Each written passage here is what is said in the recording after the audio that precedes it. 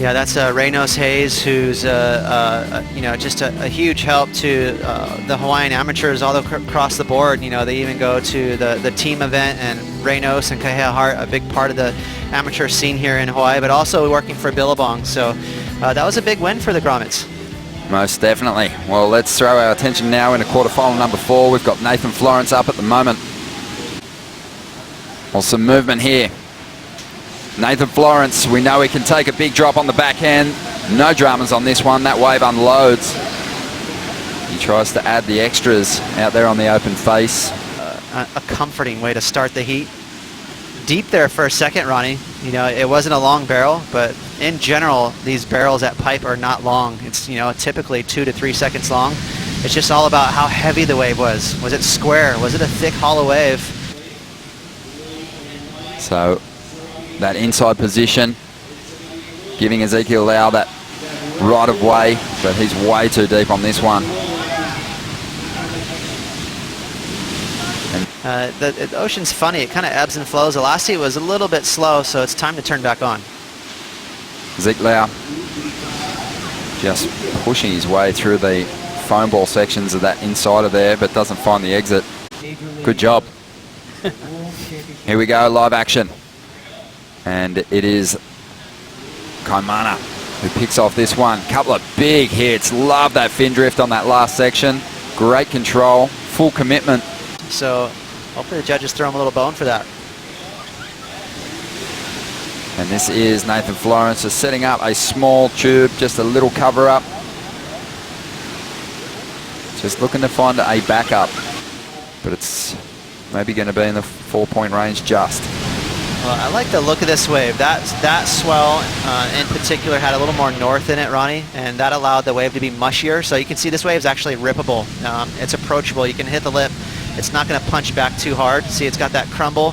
So for both his moves, he had great reflexes. He picked up on the fact that that lip was crumbly, and he went to town on it. This just a quick head dip for Nathan. Should be a small score, but better than his .9. We're going to see that kind of like the sets come. So does that extra wind as you see Ezekiel Lau, and you guys are going to have to take it away because it looked like to me he's pretty deep. On a pretty good one. Found an opening at the end. That wave stayed open for him. Take off. And he did a great job avoiding the first section. You can see it was there was nothing in it, and the second section actually did open up. So good read from Ezekiel Lau. You just need to get busy out here. You know, 3s and 4s can really make the difference. Well, Finn McGill made a bit of a late charge, as we see now Kaimana up once again and looking to increase his heat score total with manoeuvres. Only needs a .8 to get back in a second. That should do it. Kaipo Jaquias was a successful pro surfer, kind of underground. You know, Kaipo's won CT event, so no doubt, I'm sure he asked his dad, how do I win a heat?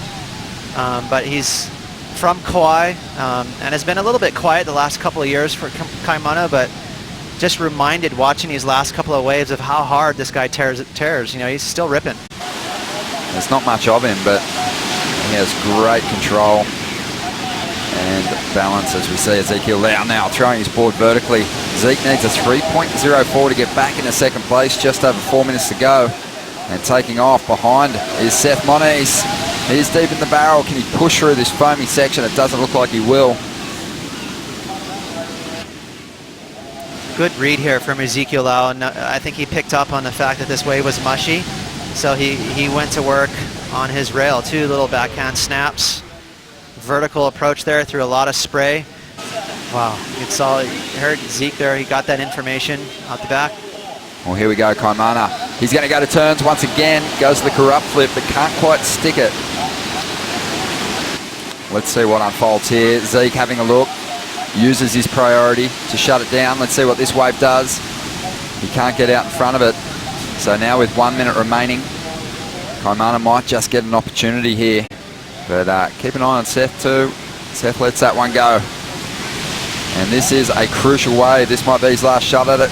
Kaimana just gets caught behind. And it's not looking like a 3.07.